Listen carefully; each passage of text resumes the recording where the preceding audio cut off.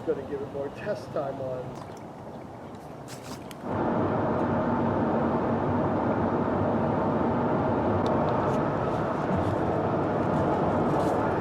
Today's episode is brought to you by the weather and Ford. Ford, it's what's for dinner. Sky, it's what weather. Goodbye, Toad Ollie. Thank you for your service.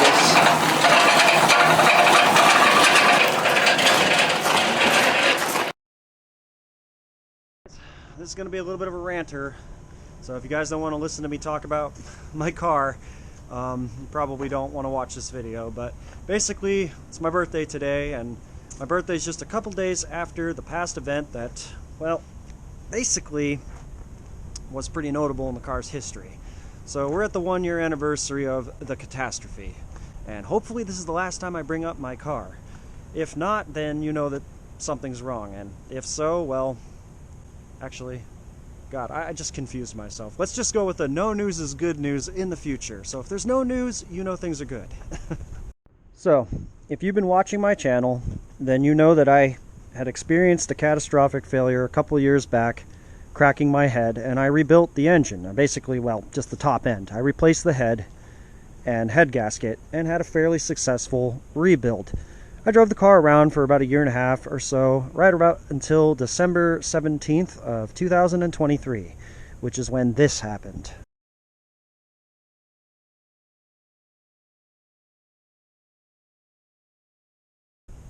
She dropped a valve seat, and the damage was pretty catastrophic, and I went ahead and tackled it a second time and did a second rebuild. And I'm here to say that we're at basically the 1-year anniversary. This whole year, I mean, that was last year, but I count that as the beginning of this year. This whole year was hell. It was so much hell, in fact, that I call it the War of 24. It's bad enough that the valve seat dropped in just a couple days before my birthday. What a great birthday present, right? What a great birthday present. But then, the rest of my year, I proceeded having to rebuild the car, having to rebuild parts of my truck, which we still need some work. We're going to be tackling that problem. Actually, interestingly enough, we'll be tackling that problem in this cold, crappy weather at about the same time that I tackled the Escort. Man, I really do love rebuilding engines in January. What the hell's wrong with me? Anyway, I was going through a family feud at the same time, which is why we're living down here, and that's a lot of, too much information for you guys. But basically, I had a big family feud, so during all that wet weather and rebuilding, there was a lot of family tensions. I hate to add more darkness to the video, but aside from the family drama, we also had some deaths in the family. We lost my Aunt Annette to cancer and my Uncle Jimmy just out of the blue. And I also ended up losing a friend this year, committed suicide. So, yeah, it was a pretty sad year for me. My best friend helped me along the way. We filmed it. We had a good time. Things are patched up now. They're a lot better. But the whole point of this video is basically go over the fact that we overcame quite a lot. Not only did we overcome all of that, but we did it in a way that they said couldn't be done. When I was doing this, a lot of people that I reached out to and talked to on the side told me that I was going to need to hone these cylinders out, deck the head, do all kinds of ridiculous amounts of extra work. And I'm here to tell you that that's not true. If you watched those videos, you saw me rebuilding this car with a Scotch Brite for a deglaze on the cylinder. We're just going to go ahead and Craigslist rebuild this. Craigslist rebuild.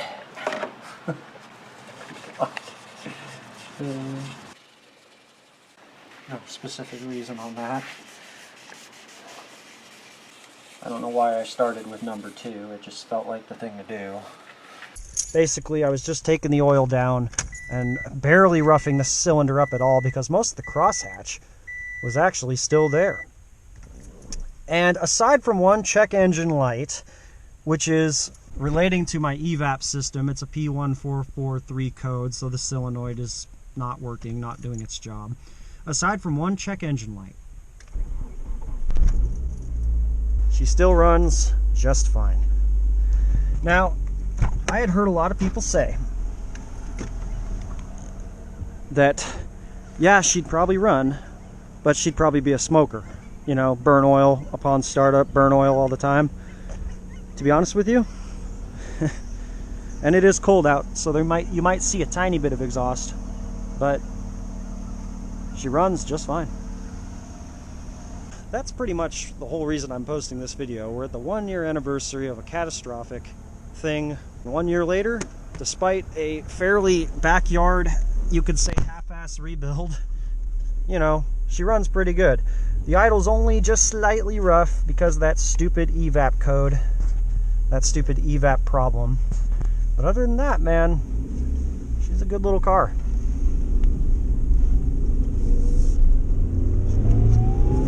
Plenty of power.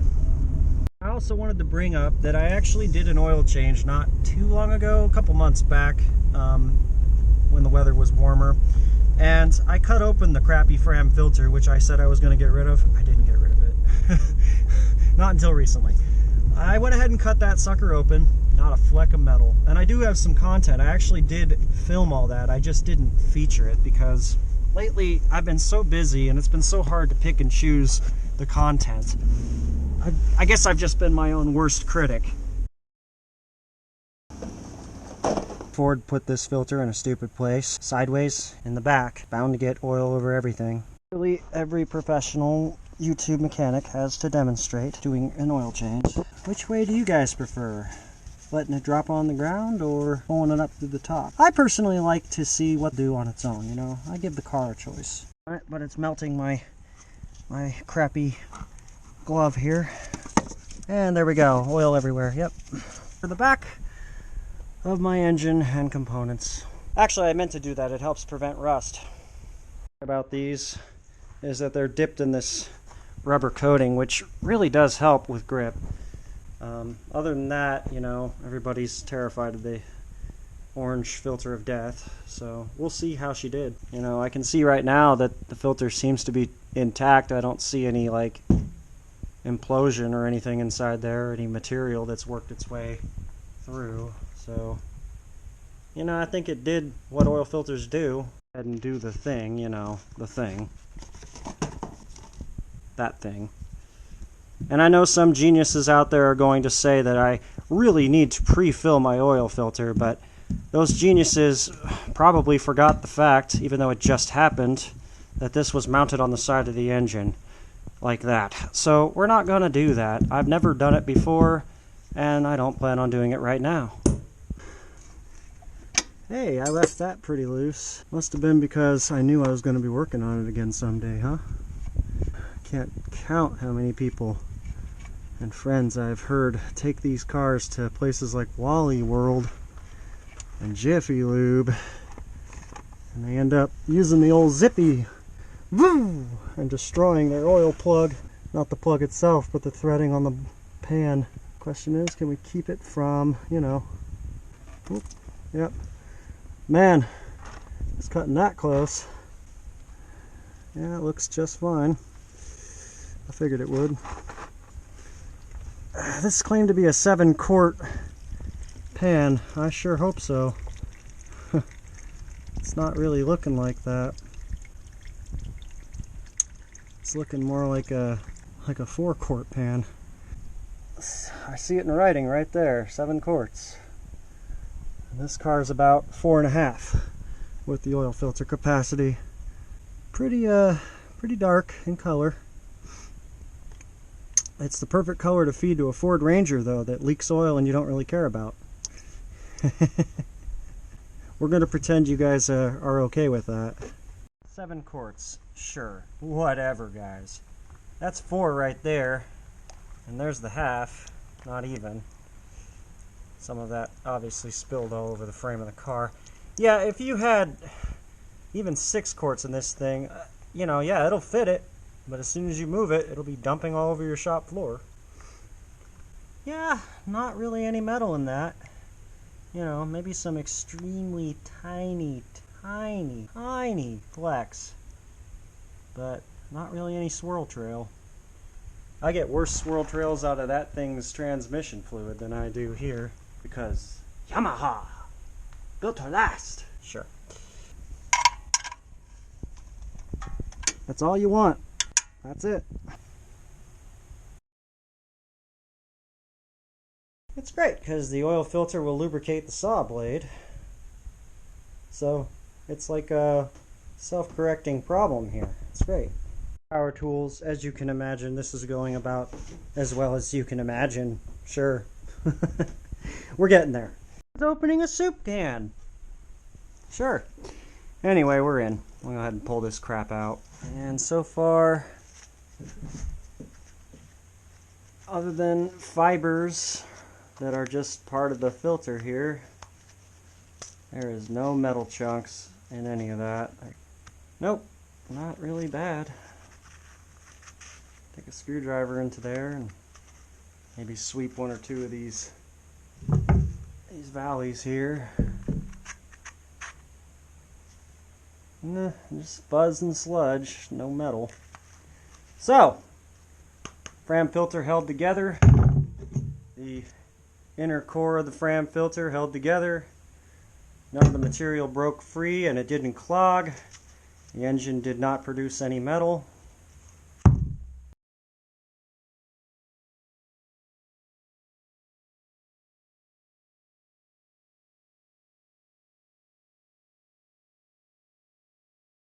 I make stuff all the time for you guys and then I don't upload it. So I'm my own worst enemy when it comes to actually uploading content. I have quite a lot of adventures that I've actually done, and hopefully in the coming year here I'll have some free time to upload some of those adventures, as well as include you guys in some more new ones in the coming year. But we'll see. Life's been really busy right now. And one of the big busy events that I'm about to tackle, as I was just talking about, is my pickup truck. If you guys have been watching the channel and seen us go on our adventures, this thing has become a bit of a Hail Mary traveler. I fill it up with water because by the time we get 10-15 miles down the road, she's already turning the water into a mixture of exhaust vapors and steam. And she runs that way. This truck's been a really good, vehicle for me. It got me through a lot of trouble back when the Escort was not totally reliable. So I do feel a little obligated to fix it. It is kind of a fun toy as well. I've got a few other projects on the back burner too. I'm not sure what I will feature in the coming year. Tools are moving, wrenches are turning. That's just what I'm getting at here. We're also not sure if we're even going to stay in this rental place or not, so there may be another move in my future. But I just wanted to say that this year had been hell. A lot of fun stuff, a lot of BS, and we made it through. The War of 24. That's what I nicknamed this whole damn year, because it felt like a war from start to finish. And we're finishing fairly strong, so I feel pretty good. And hopefully you guys have a good holiday coming up here. I know I'm going to. So anyway, guys, in closing, hopefully you've had a lot of fun watching my channel. Like I said, this year had been really hectic, and at the same time I was running this channel, me and my buddy were running our alternate channel, MB Media. It's Michael Brandon Media. It's just our names. You guys should get over there and check that channel out, because some of our more rowdy and stupid, brain rot but funny adventures are on that channel. It's all skit shows. It's all just to be funny. So it's not meant to be serious. We sometimes get the occasional one comment where people are like, "Why did you do it this way?" And we've decided we're just going to leave that stuff alone. We're not going to delete those comments because obviously the joke's on them. They don't seem to get that we were being stupid. So you guys should check that channel out, though. There's a couple other explorations we did, some content I never featured because it got lost and we kind of rediscovered it. Brandon went ahead and added some touches to it, so I do recommend you guys head on over to that channel as well. Give it a sub. It's free. Even if we only produce 40 or 50 videos, it doesn't cost you guys anything to check it out. So you should really, check it out. And hell, consider subscribing to this channel if you haven't too. But anyway, hopefully you guys found something interesting to watch here. Hopefully you've enjoyed my little life explorations this past year especially. It's been pretty difficult. Like I said, I called it the War of 24, and it really did feel like a war to me. So, but anyway, here's to another year coming up. We should have some things presented on both channels. We're hoping, we keep working towards it while we work around life goals and stuff. We're all busy people. So anyway, hopefully you guys enjoyed what you watch, and see you on the next video.